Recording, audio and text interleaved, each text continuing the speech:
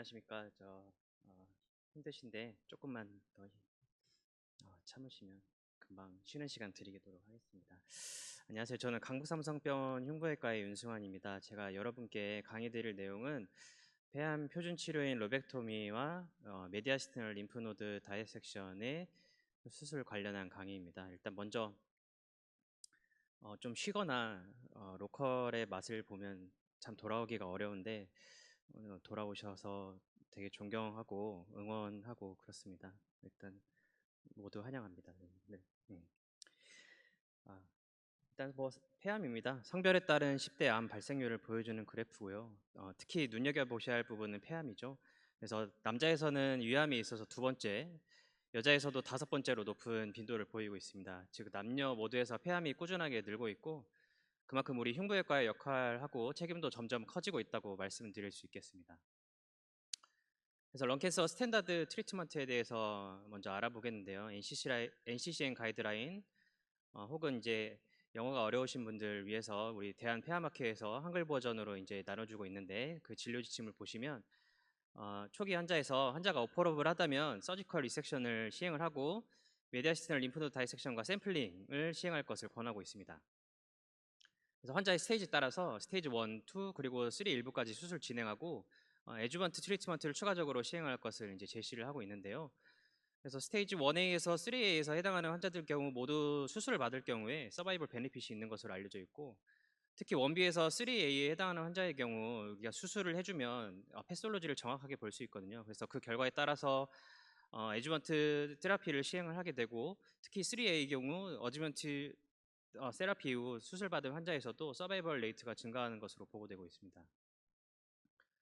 그래서 오늘 일반 흉부 파트 세션은 이렇게 흘러가고 있고요. 앞서 폐암의 수술 전 평가에 대해서 다뤘고 이제 제가 본격적인 치료인 수술에 대해서 여기 2년차, 3년차, 4년차 선생님들 계시기 때문에 부끄럽지만 제가 한 3년차쯤 되니까 이제 아나토미가 보이고 로벡토미가 뭔지 알겠더라고요. 그래서 그때 생각을 해서 조금 총론적이고 일반적인 부분만 좀 다뤄드리려고 합니다. 그래서 4년차 선생님들, 3년차 선생님들 조금 죄송하지만 요즘 유튜브도 많이 발달해 있고 하니까 좀 더 세부적인 내용들은 그런 부분들을 좀 더 혼자 찾아보시고 공부해 보시면 더 많은 피와 살이 될 것 같습니다.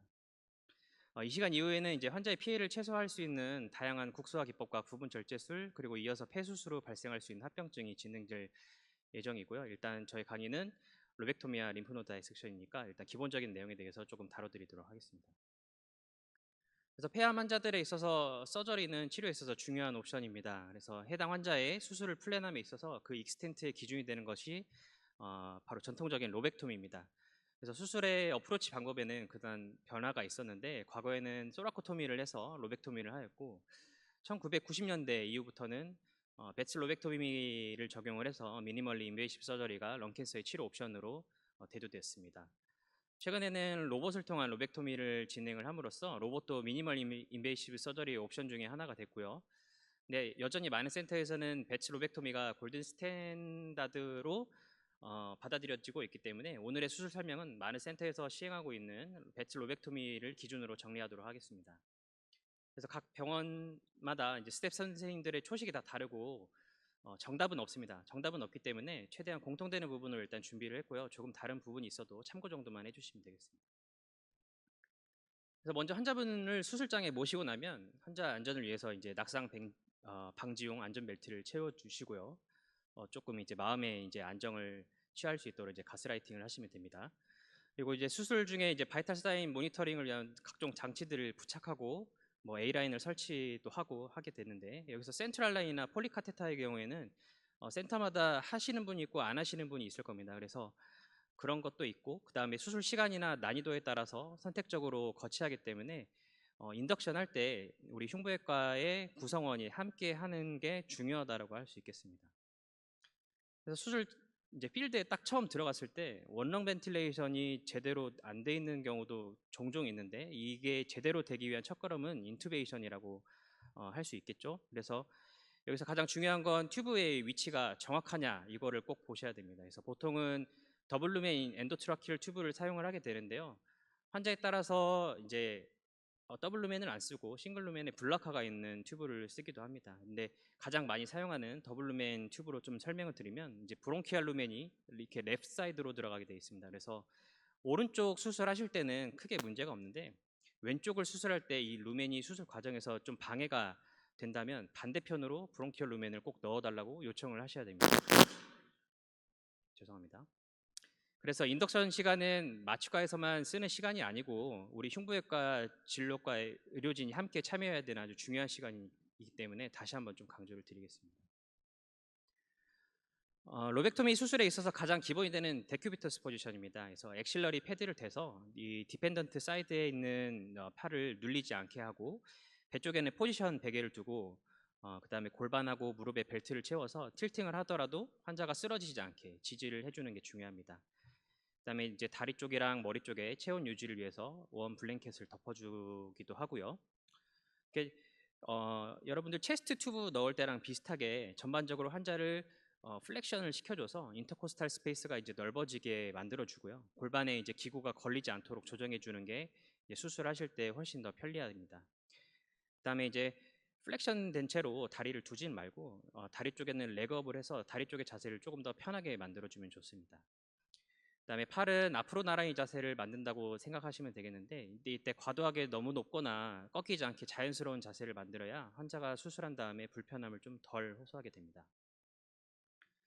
그다음에 이제 목 부분은 데큐비터스 포지션을 취하게 되면서 굉장히 많은 단차가 생기거든요. 그래서 목에 특별한 문제가 있는 환자분들 같은 경우에는 이제 이슈가 생길 수 있기 때문에 꼭 마취과 선생님하고 얘기를 해서 높이를 적절히 조절해 주시는 것도 중요한 포인트 중에 하나입니다. 그래서 결론적으로 어떤 포지션이 가장 좋은지는 저희 은사님께서 이제 얘기해 주신 내용은 한번 본인이 직접 수술대에 올라가서 누워봐라. 그래서 본인이 가장 자연스럽고 편한 포지션을 만들면 어떤 느낌으로 자세를 잡아야 되는지 조금 더 쉽게 이해하실 수 있을 겁니다. 이제 본격적으로 이제 수술을 위한 스크럽과 드랩을 하는 과정이고요. 무균적으로 깨끗하게 진행해 주시면 되고 이때 주의할 점은 예상 범위보다 소독 범위를 조금 더 넓게 잡아주시면 좋습니다. 그래서 위쪽으로는 엑실라부터 아래쪽으로는 일리아 크레스트 위까지 닦아주시고 그 다음에 앞쪽으로는 니플라인 하방부터 뒤로는 스파인까지 좀 넓은 범위를 소독하고 드랩을 해줘야 혹시라도 있을 소라코토미 컨버전을 대비해서 충분한 인시전 범위가 나오게 하고 그에 따라서 수술 시야가 넓게 확보되기 때문에 이런 점도 좀 참고를 해주시면 좋을 것 같습니다. 이제 본격적으로 인시전을 이제 넣으면 보통 로벡토미 할 때 가장 선호되는 인시전은 포스테로 라테랄 토라코토미고요. 이 엔테리어 엑실라리 라인에서 시작을 해서 스캐뷸라 이제 팁에 이제 뒤에 하방으로 보통 원핑거 정도 간격을 지나서 이 스파인과 스캐뷸라가 이어지는 라인, 보더 라인의 중간 점들을 이은 섬을 따라서 이렇게 인시전을 넣게 됩니다. 그래서 이 위치에 오블리크하게 인시전을 넣어야 이제 피셔에 도달하기 가장 쉽거든요. 그래서 피셔를 잘 컨트롤해서 수술 과정들이 훨씬 쉬워지게 만드는 게 중요하기 때문에 첫 인시전부터 정확하게 세우고 가는 게 중요합니다. 그래서 처음에 서브큐테니어스 층을 지나고 나면 가장 먼저 만나는 머슬이 이제 이 라티스무스 돌시 머슬이고요. 여기서 머슬 파이브의 이제 수직으로 분리를 해주시고요. 나중에 이제 클로즈 할 때 이 머슬을 잘 찾아서 다른 머슬하고 붙이지 마시고요. 정확히 잘 찾아가지고 이어붙여서 꿰매주시면 좋을 것 같습니다. 그 다음 층으로 내려가면 이제 세라투스 엔테리어 머슬이 보이게 되고요.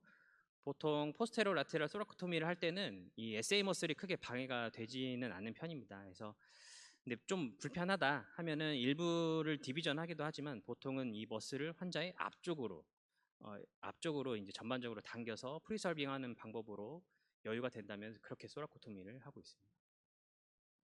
그 다음 층을 이제 걷어내고 나면 이 스캐뷸라 리트랙터를 이용을 해서 공간을 확보한 다음에 이렇게 손을 쑥 집어넣습니다. 쑥 집어넣어서 립 카운트를 하게 되는데 보통 1번 립은 잘 안 만져집니다. 잘 안 만져지고 이제 손가락이 툭 떨어지는 지점이 있는데 그 지점이 보통 세컨 립이 되거든요. 거기서부터 2번, 3번, 4번, 5번 이런 식으로 쭉 카운트를 해서 5번하고 6번 갈비뼈 사이 공간으로 보통 접근을 하고 있습니다. 그래서 아까 말씀드렸듯이 이 SA 머슬을 충분하게 트랙션해서 앞쪽 경계를 이제 지어주고 이제 뒤쪽으로는 이 파라스파이너스 머슬까지를 경계로 해서 인터코스탈 머슬을 갈비뼈로부터 쭉 분리해 주시면 됩니다. 그래서 이때 중요한 거는 이제 인터코스탈 머슬이 이제 앞뒤로 이제 주행하면서 오리진 인설션이 되는데, 이 앞에서 뒤로 혹은 뒤에서 앞쪽으로 그 결을 따라서 디비전을 해주시면은 깔끔하게 분리가 되면서 출혈도 좀 최소화할 수 있습니다. 그다음에 이제 그렇게 다 디비전을 하고 나면 이제 립이 남는데, 이제 수술하시는 선생님에 따라서 립을 보존을 하거나 혹은 립을 그냥 커팅만 하시는 선생님도 계시고, 혹은 세그멘탈 리섹션을 통해서 좀 더 충분한 시야를 확보하는 경우도 있기 때문에 그 선생님들 초식에 맞춰서 소라코토미를 완성해 주시면 될 것 같습니다. 그다음에 이제 스프레더를 넣는데요. 기구에 이제 이 버티컬 암이 오퍼레이터의 이제 반대편으로 위치를 하게 해서 수술하시는 선생님의 시야나 필드 확보에 방해가 되지 않도록 조정하시면 되겠습니다. 그리고 이 SAMOS를 우리 어시스트 하시는 선생님들이 계속 당기고 있을 수는 없기 때문에 이 투피어라고 하죠. 이 작은 리트랙터를 하나 더 교차시켜서 넣어서 혹은 이제 아예 그 SMOS를 수철을 해서 당겨서 사방으로 벌리는 방법으로 이제 수술 시야를 이런 식으로 확보를 하게 됩니다.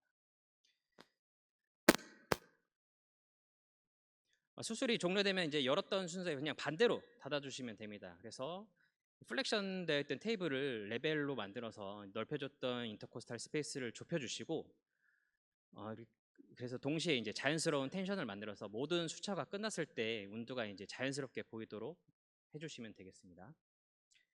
이제 체스트 튜브를 할 때, 삽입을 할 때 운두의 이 가운데나 뒤쪽을 선택하게 되면 환자분들이 누워서 잠을 잘 수가 없습니다. 그래서 생각보다 이 앞쪽으로 위치시켜야 환자분들이 편하거든요. 그래서 이 점도 좀 기억을 해주시면 좋고, 소라코토미뿐만 아니라 배츠 포트 인서션 할 때도 마찬가지로 이렇게 신경을 써주시면 되겠습니다.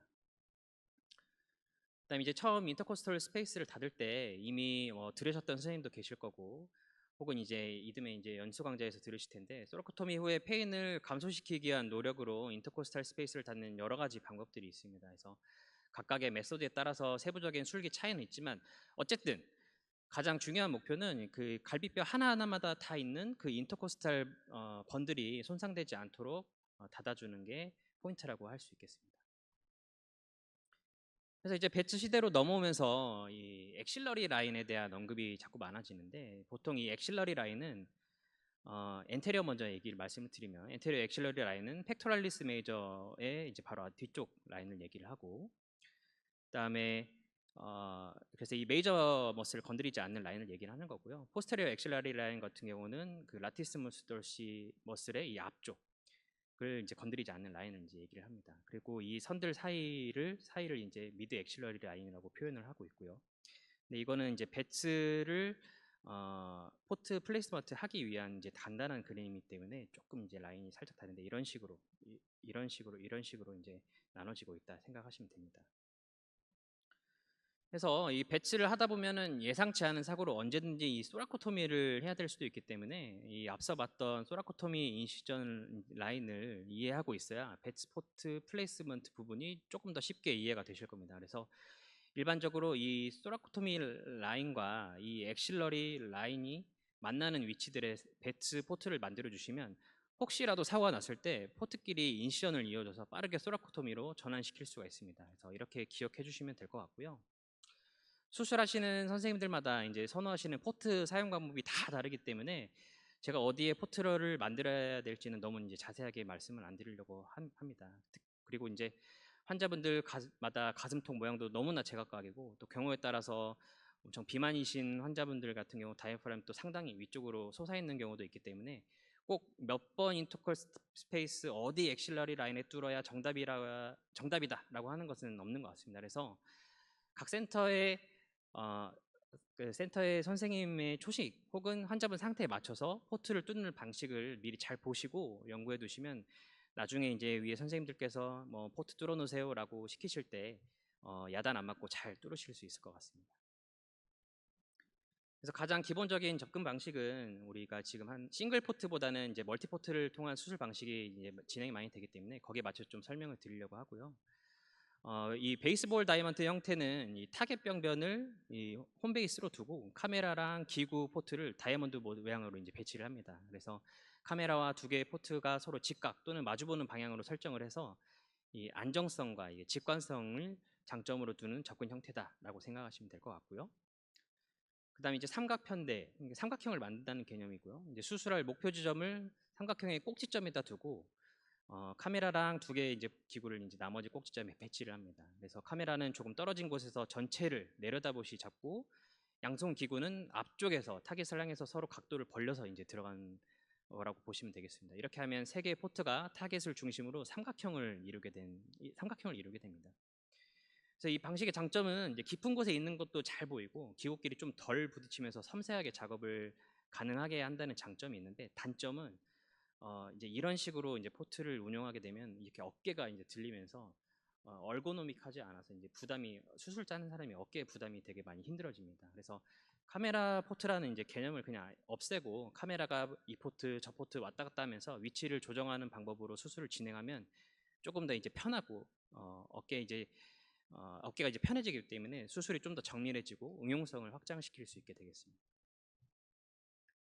그 다음에 이제 수술에 필요한 기본적인 기구들은 오픈해서 사용하는 기구들의 그냥 연장된 형태라고 생각하시면 되겠습니다. 그래서 보통 이런 기구들이 5mm 포트 이상으로는 다 자유롭게 왔다 갔다 할 수 있다, 이렇게 생각하시면 되겠고요.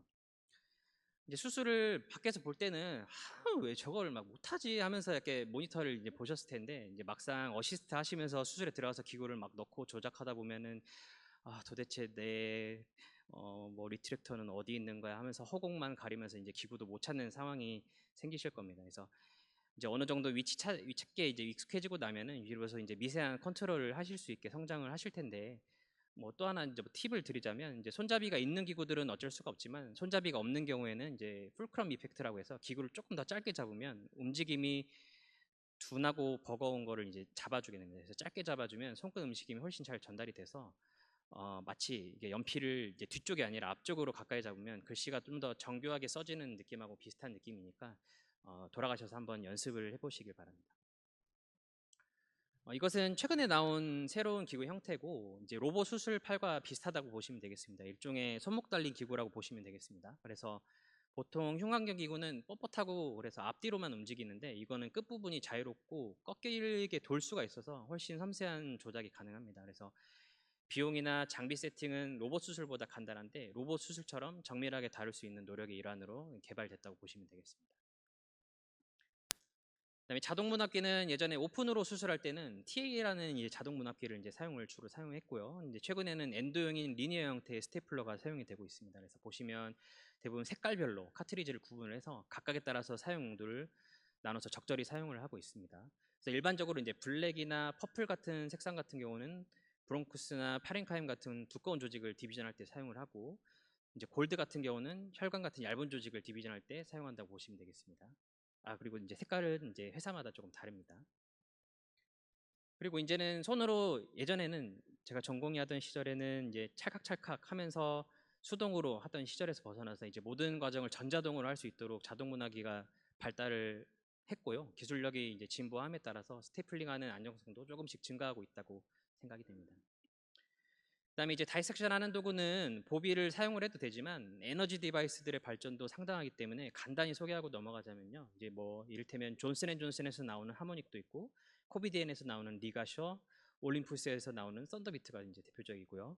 각각의 원리나 조작 방식, 효과 이런 것들은 미세한 또 차이가 있기 때문에 수술하시는 선생님 취향에 맞게 사용하시는 이제 기구라고 보시면 되겠습니다. 이제 수술 과정에 들어가 보면 제일 첫 과정은 딱 열자마자 뭐 피셔로 달려가서 박리를 하는 게 아니라 가슴통 안쪽을 전체적으로 인스펙션하는 과정이 첫 번째입니다. 그래서 이 부분이 수술 기록지에 초반에 기재하는 내용들이 되겠고요. 이 부분을 잘 설명하고 기록해둬야 다른 의료진과 대화할 때 혹은 이제 환자 플랜을 상의할 때 중요하게 다뤄지는 부분이기 때문에 잘 관찰하고 기록을 해주시면 되겠습니다. 그래서 이렇게 왼쪽처럼 원렁 벤틸레이션이 잘 안 되고 있으면 마취과 쪽에 얘기를 해서 튜브는 제대로 들어갔냐, 렁 좀 석션 좀 해라, 이렇게 자꾸 요구를 해주셔야 됩니다. 안 그러면은 이제 오퍼레이터 선생님들 화가 나서 원렁되면 불러 하면서 이제 화를 내면서 나가시게 되겠죠. 그래서 이거는 시야가 안 나오는 문제를 넘어서 아예 조작 자체가 불가능하기 때문에 필수적인 사안이라고 보시면 되고요. 그래서 애초에 그래서 인덕션 할 때부터 제대로 인투베이션이 되는지 여러분들이 직접 확인을 하셔야 됩니다. 네, 확인 안 하시고 나중에 수술장 들어가서 원렁 제대로 안 되고 있으면은 여러분 책임인 것처럼 짜증을 낼 수도 있으니까 잘 유념을 하시고요.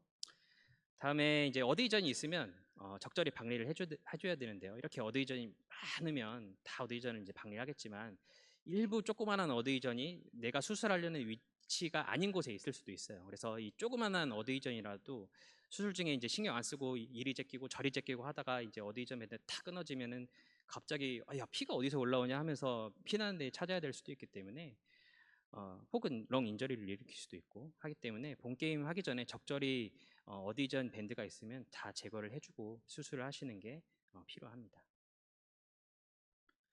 그다음에 이제 CT 같은 영상 자료에서 확인한 이제 메스의 위치랑 실제 모습을 비교해서 잘 파악을 하셔야 되고요. 이제 눈으로 봐서 메스의 양상은 어떤지, 혹은 비세랄 플루라를 뭐 인베이전해서 툭 튀어나올 것 같지는 않은지, 툭 튀어나왔으면은 뭐 인접한 로비나 체스트월에 다이렉트 인베이전을 했는지, 플루럴 시딩은 없는지, 말리그넌트 디퓨전은 형성되어 있지 않은지를 잘 관찰을 해야 됩니다. 그래서 이렇게 비세랄 플루럴 인베이전 하는 경우도 있고, 혹은 다이렉트한 구조물에 인베이전을 했거나, 뭐 로벡토미를 막 다 해놨는데 뒤에 딱 보니까 플루럴 시딩이 있네.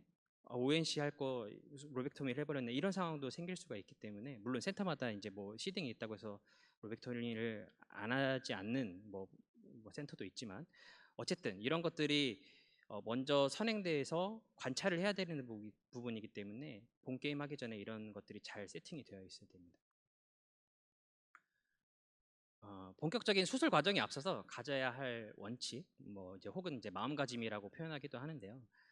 첫 번째로는 목표하는 폐업의 혈관하고 기관지를 각각 개별적으로 분리를 하셔야 됩니다. 그다음에 두 번째로 체계적인 림프절 다이섹션이 이제 필수고, 세 번째로 되도록이면 림프절 자체를 직접 만지거나 림프절을 이제 노드를 막 깬다고 하죠. 파열시키는 것을 최소를 합니다. 그래서 물론 이 세 가지를 다 완벽하게 지킬 수는 없습니다. 지킬 수는 없지만 경우에 따라서는 이러한 원칙을 깨고 가야 되기도 하지만, 어쨌든 원칙은 이렇다는 생각으로 환자의 피해를 최소화시킬 수 있는 노력이 중요하다고 하겠습니다. 네, 별표가 있는 이유는 있겠죠. 수술은 뭐 간단합니다. 심장 수술처럼 저희 파트 수술은 리컨스트럭션이 아니라 그냥 다 때려 부시는 디스트럭션이기 때문에 아나토미에 따라서 절제만 안전하게 진행해 주시면 됩니다. 그래서 일반적으로 진행되는 수술은 첫 번째 하일라 스트럭처를 따라서 박리를 하고요. 두 번째 피셔를 분리를 합니다. 그럼 피셔를 딱 분리를 하면 이제 주행하는 혈관이랑 기관지 주변이 좀 더 박리가 쉬워지고요. 각각 개별적으로 분리를 해서 로벡토미가 되면 그 검체를 빼내고, 마지막으로 이제 메디아스티널 림프노드 다이섹션을 진행을 하게 되겠습니다. 그래서 결국 어떤 롭을 뗄 것이냐가 이제 수술의 스토리 라인을 결정하게 됩니다. 그래서 예를 들어서 라이트 로어 로벡토미를 한다고 가정을 해보겠습니다. 그러면 이제 피셔를 막 박리를 하고 나면 이제 펄모너리 아테리가 딱 나오겠죠. 그래서 그러면 라이트 로어 롭을 밥 먹여주는 혈관을 찾아서 분리해주면 됩니다. 그런 걸 찾아보면 뭐 슈페리어 세그멘탈 아터리를 병리를 해줘야 되겠고, 이 커먼 베이설 세그멘탈 아터리를 이제 디비전을 해줘야 되겠죠. 근데 주변에 있는 미들 로발 아터리랑 뭐 이를테면 포스테리어 어센딩 아터리 같은 구조물들은 손상이 되지 않게 조심스럽게 진행해주면 되는 겁니다. 뭐 베인은 뭐 라이트 로어 폴모너리 베인을 이제 절제해주면 되겠죠. 그다음에 라이트 로어 로바 브론코스를 절제를 해서 라이트 로어 로벡토미를 완성을 하게 되면 됩니다. 그래서 이 과정에서 이 미들 로바 브론코스가 좁아지거나 잘리지 않게 주의해 주시면 되는 겁니다. 그렇기 때문에 이제 결국에 아나토미를 정확하게 좀 기억을 하고 이런 아나토미의 이제 모식도랑 이제 배치 화면하고 코릴레이션을 하면서 어떤 것은 자르고 어떤 것을 보존하고의 싸움이 결국엔 로벡토미 전부라고 생각하시면 되겠습니다. 그래서 수술 전에 어떤 것을 접근해야 되고, 어떤 것을 이제 제껴주고, 어떤 것을 석션해주고, 어떤 것을 잘 보여드려야 여러분이 스텝 선생님들한테 예쁨을 받을지, 어떤 것을 공부해야 될지 느낌이 이제 딱 오실 것 같습니다. 그 다음 메인 프로시저인 림프노드 다이섹션인데요. 노드 다이섹션의 임상적인 의미는 이제 정확한 스테이징이 가능하다는 점입니다. 그래서 보통 수술 전에 CT나 PET-CT를 통해서 혹은 이부스까지를 해서 클리니컬 N 스테이징을 이제 정하게 되는데, 이게 항상 100% 일치하지는 않습니다. 그래서 N0 혹은 N1이라고 생각했던 환자에서도 수술한 다음에 예상치 못하게 N2로 진단되는 경우가 왕왕 있기 때문에 이 림프노드 다이섹션이 매우 중요하다라고 생각해 주시면 됩니다. 그래서 로벡토미 할 때는 라이트 어퍼 로비다, 미들 로비다 해서 딱 바운더리가 정해져 있는 데는 뭐 크게 이견은 없는데 림프 노드에 있어서는 조금 애매할 수 있습니다. 그래서 다양한 연구군에서 이 노드 매핑과 관련된 여러 가지 연구들이 함께 보고됐는데 이들 연구군 사이에서는 약간의 정의가 차이가 존재했어요. 그래서 이거를 IASLC 뭐 수술장에 많이 걸려 있죠, 대부분.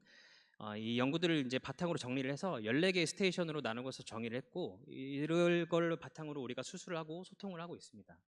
그래서 이렇게 그림뿐만 아니라 텍스트로도 자세하게 설명하고 있는데 한두 군데만 좀 간단히 살펴보면 예를 들어 라이트 파라트라키알 림프노드를 말 그대로 트라키아 옆에 있는 림프절 덩어리입니다. 그래서 다이섹션 할 때는 경계를 잘 기억하면 훨씬 안전하고 깔끔하게 수술을 할 수가 있습니다. 그래서 위쪽은 이노미네이트 아터리가 경계가 되고 아래쪽은 이 어퍼 펄머너리 아터리의 뭐 이런 스탬프죠.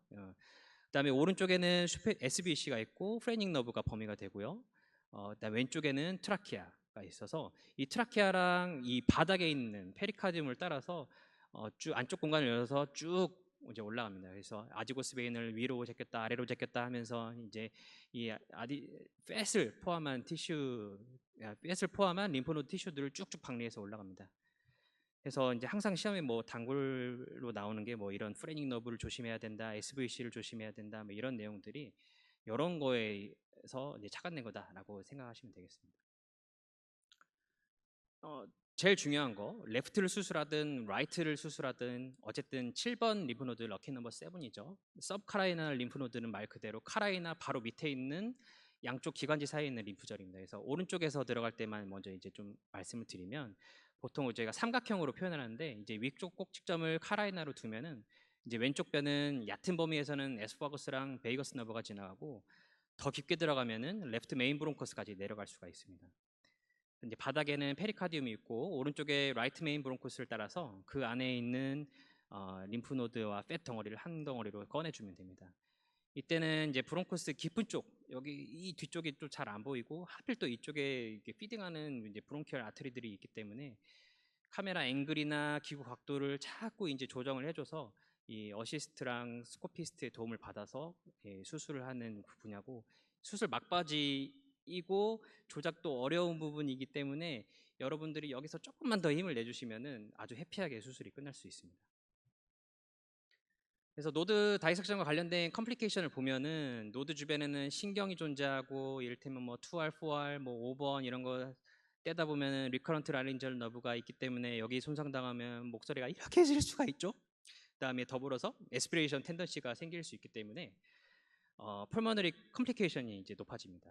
그다음 뭐 이외에는 뭐 베이거스 너브 주변을 다이섹션하는 데는 뭐 에이트리얼 피브릴레이션을 일으킬 수도 있고 뭐 수술하다가 뭐 특히 이제 왼쪽 수술하면 뭐 환자분들이 뭐 소화 안 된다고 컴플레인 하시고 또 뭐 너무 열심히 박리하다 보면은 뭐 소라키스 덕트가 막 이제 손상이 돼서 카일로소락스가 발생하기도 하고요. 또 일반적으로 뭐 블리딩 리스크나 이퓨전이 증가해서 병원에 또 오래 계셔야 되는 이제 경향성도 보이게 됩니다. 그래서 뭐 림파티스의 이제 흐름이 보통 이제 위쪽으로 흐르기 때문에 최근에는 얼리 스테이지 환자들의 경우에는 이런 합병증을 좀 줄이기 위해서 로브 스페시픽하게 림프노드 다이섹션을 하는 그룹도 있으니까 이제 참고하시면 되겠고요. 마지막으로 우리가 항상 이 암 환자들을 접하면서 치열하게 고민하는 것을 나타낸 그림을 좀 설명드리려고 합니다. 그래서 암 수술에서 우리가 항상 고민하는 거를 이제 얘기를 하는 건데 이제 왼쪽은 이제 더 많이 절제하는 경우야. 뭐 흉벽이나 혈관까지 다 절제를 하고 노드 다이섹션도 완전히 이제 클리어하게 하는 거죠. 이렇게 하면은 이제 캔서에 대한 치료는 철저하게 할 수 있지만 합병증이나 뭐 기능 손실 뭐 그런 거에 따라서 이제 사망률이 올라갈 수밖에 없습니다. 반대쪽으로 오른쪽은 보존적으로 하는 경우고 폐를 최대한 살리고 림프노드 다이섹션 생략하기도 하고 이제 그러면은 합병증은 적고 회복도 좀 빠르지만 종양 조절 측면에서는 좀 부족할 수 있습니다. 그래서 결국 이 저울처럼 종양을 철저히 없애는 것과 환자의 안전, 기능 보존 사이에서 균형을 잡는 것 이제 그게 우리가 수술에서 늘 고민하는 부분이 되는 것 같습니다. 그래서 결론은 정답은 없고 정답에 가까운 길은 많습니다. 그래서 항상 치열하게 고민하고 처절하게 고민하면서 이제 괴로워하면서 서전은 외롭게 성장하고 커나가는 것 같아요. 그래서 그럴 때마다 옆에 계신 동료들이 필요한 거거든요. 그래서 함께 이제 고민하고 토론하면서 그 외로움을 극복하시게 될 겁니다. 그러니까 옆에 생긴 새로운 소중한 인연을 놓치지 마시고 환자 끝까지 잘 끌어주고 밀어주면서 슬기로운 흉부외과 생활을 이어나가시길 기원드리겠습니다. 이상으로 발표 마치겠습니다.